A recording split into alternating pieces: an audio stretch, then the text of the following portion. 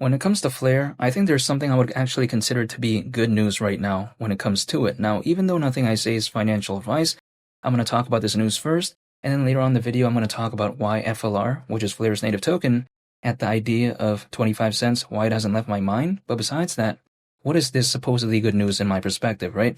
That is how FLR, which again is FLR's native token, is now live on the wallet in Telegram. Now, this is even according to FLR themselves. They posted this on X not too long ago. And I find this pretty impressive because, for instance, staking FLR directly within Telegram, allegedly, at least they do mention that in this post. I find that pretty cool because if we take a look at Telegram, for instance, right, it's pretty famous, right? It's pretty popular. Now, of course, a lot of people probably know like WhatsApp, right? But then again, something like Telegram is also very popular.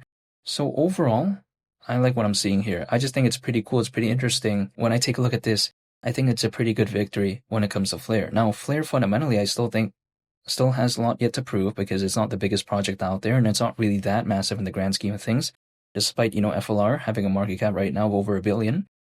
But then I still like the strides it's taking nonetheless. And I just like FLR overall because I feel like a lot of attention recently came, to it because of the aspects of XRP-Fi, or should I say XRP finance. So that's pretty interesting. However, even despite all that, even though nothing I say is financial advice, why is the idea of 25 cents still on my mind when it comes to, again, FLR's native token called FLR? It's because on top of everything I just mentioned before, I also find that FLR's DeFi ecosystem, or should I say decentralized finance ecosystem, to be pretty impressive. It's growing at a pretty good pace in my opinion. And also, some of my friends out there like to tell me, oh, who cares about DeFi and all this? Well, to me, I've taken a look at a specific statistic. Now, it doesn't mean it's going to be correct, right? But then it's just something I've taken a look at and just something I want to mention. Because according to Grandview Research, the decentralized finance market is expected to be worth over $200 billion by 2030. So I think that's pretty massive, right? If it could ever do that. Now, keep in mind, FLR is the blockchain for data. And, I get it. People like to say, oh, a lot of other projects out there have a blockchain aspect. Who cares? Well, I get that, but it's not just like a one solution kind of solves everything like that. You know what I mean? It's not just like a one thing fits all, so to speak, because I think each project is going to have its own fans, its own, preferences, right? If we take a look at FLR, it provides developers with decentralized access to data from other chains and the internet. So it's pretty interesting. It's also an EVM, or should I say Ethereum Virtual Machine smart contract platform with 2 data acquisition protocols. Now, if we take a look at what is one of the data acquisition protocols that I find pretty interesting, that is something called FTSO. FTSO stands for FLR Time Series Oracle. And an oracle, I think, is just pretty interesting nonetheless, because if I take a look at an oracle in this case, it's basically a data feed, right? And it brings data from off the chain, and this is called off-chain data, and it brings that data over into the blockchain. The reason why this is done is to help decentralized applications to function properly, basically, because a lot of them can't function properly without off-chain data. So it's pretty crucial. And, the second data acquisition protocol when it comes to FLR is something called the data connector. It allows information from other, blockchains and the internet to be used on FLR. So overall, FLR isn't really such a overly complicated project to me at least. And I don't think it's a bad thing because some people out there may be thinking like, okay, why would a project kind of being not that hard to understand be a good thing? Well, I think it's because if I don't understand the project, how can I even believe in it, right? I think it has to be pretty, understandable for me to even know what it is. Some other projects out there, I feel like they're just focused on, let's say, blockchain gaming, but they try to overcomplicate it by saying this and that. And it's like, for what? I think it's counterintuitive in the long term because initially it may have like a cool factor, right? Because it's like, oh, wow, it's so unique, it's so interesting. What is it really? But then in the long term, personally, I'd get tired of that. I'd be like, okay, come on. You know what I mean? But then at the same time, FLR, I like its use case, I like its fundamentals, and I like its simplicity as well. Even historically, right? I've seen something like Anchor and also Google Cloud to be in the FLR ecosystem. So that's pretty interesting to me. And if I take a look at 25 cents, it is nearly an 11x from here. it is by no means, in my perspective, going to become the best thing of all time. And how can it? There's many projects out there with a way lower market cap than FLR, and FLR I don't think is going to become the biggest thing of all time.